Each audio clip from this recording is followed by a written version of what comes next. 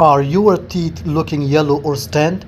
Don't worry, today I will share with you a simple and natural way to whiten your teeth at home with no expensive treatment, only natural remedies. Before I start, please subscribe Can Help channel.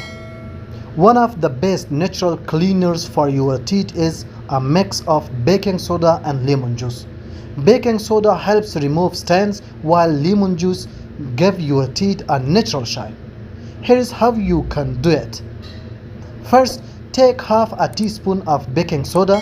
Second, add a few drops of lemon juice. Third, mix it well and gently brush your teeth with this paste for 1 up to 2 minutes.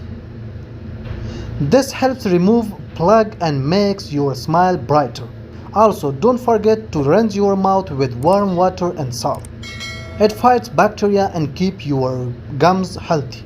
Remember, this method is natural and safe, but don't use them too often. Once or twice a week is enough. Try it and see the magic on your smile. If you found this video helpful, don't forget to like, share and subscribe for more health tips. See you in the next videos.